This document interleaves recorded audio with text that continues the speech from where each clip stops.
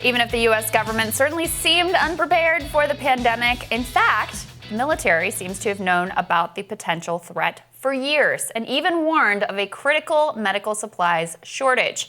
The Pentagon reported this to the White House in 2017, according to documents that were obtained by the nation's D.C. correspondent, Ken Klippenstein. Ken highlighted one section that noted, quote, the most likely and significant threat is a novel respiratory disease, particularly a novel influenza disease. And the Pentagon's plan goes on to discuss potential competition for non-pharmaceutical medical countermeasures and on the impact of the global death toll on the global workforce. So Ken joins us now via Skype to dive into some of this. Ken, it's great to see you. Thanks for joining us. Hey guys, great to be on. Absolutely. Ken, tell us a little bit about the documents that you uncovered, kind of what they reveal about the military's plan and the warning sign. This is one of the more significant ones that I had seen about, knowing that something like this was coming. Yeah, there have been a number of indications that the intelligence community and the military was aware, but this one was pretty shocking in its specificity. You quoted from a passage that describes, a novel influenza pandemic as being something they were concerned about, but it also anticipated a lot of the problems we're seeing now in terms of the response as well. For example, lack of ventilators, lack of facial masks, problems with response generally. And I was just really amazed at how granular the intelligence community and the military's understanding of what would come to pass would be, and how that contrasts with the president's repeated assertions that, this was a black swan event. How could we have seen this coming? This is just a sort of natural disaster. A lot of folks in the intelligence community are upset and frankly, resent that assertion because they had been tracking this for some time now and putting out warnings about it. And so do we have any sense where and when and how and why this breakdown occurred?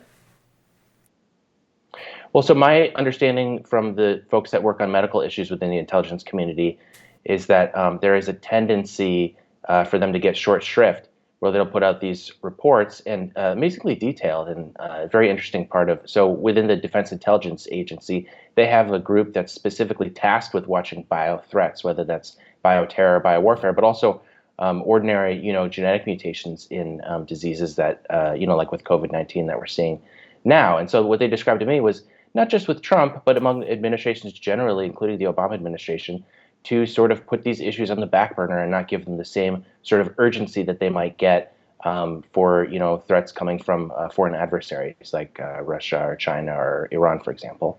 Right. Ken, it seems to me that part of the issues with it is it has a lower probability, but if it does happen, that it's one of those things that can become overwhelming, and that's why it's been ignored it was largely ignored by policymakers.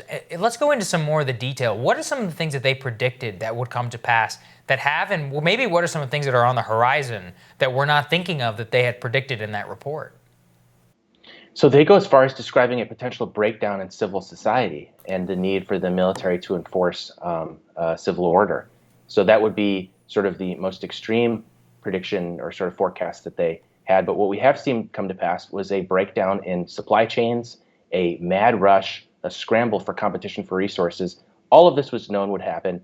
The report warned that the government is going to have logistics and supply chains in place, not have everything waiting in manufacturing facilities in China, as we're seeing now. And you see policymakers, making a lot of noise about China's not exporting certain things, but this was known was going to happen, and that's what nation states do in situations like this. They use the resources for their own indigenous purposes rather than those of other states. So it's a bit disingenuous for policymakers to get up there and say, "Oh, I can't believe, this country or that country is doing this," when that was well known to be the likely outcome, and also the outcome when you rely on private industry, as the Trump administration has done, having roundtables with billionaires, thanking them for their largesse, when the military said very clearly that the infrastructure we're going to need to respond to something like this is going to have to come from the government because private industry is not going to have the resources to do that. Yeah.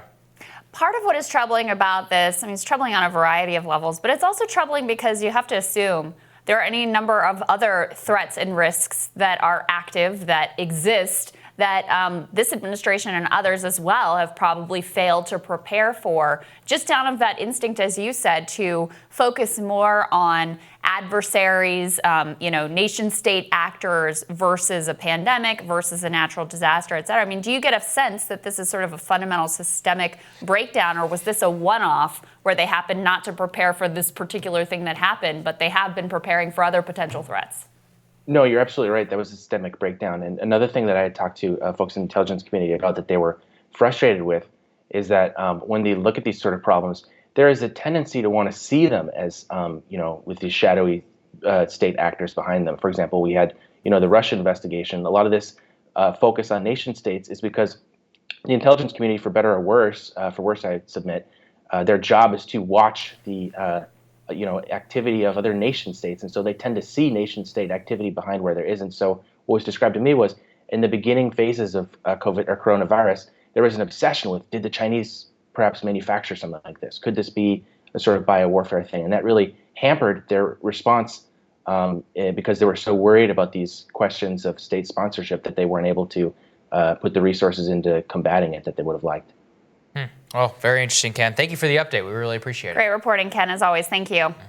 Thanks, guys. Coming up, how are people expected to vote if they're not supposed to leave their homes? Until yesterday, Wisconsin officials were proceeding with the election in defiance of other states that have postponed theirs in recent weeks. And after a court order, those elections are, in fact, going on as scheduled. Amber McReynolds, the CEO of Vote at Home, is going to give us all the latest when Rising continues.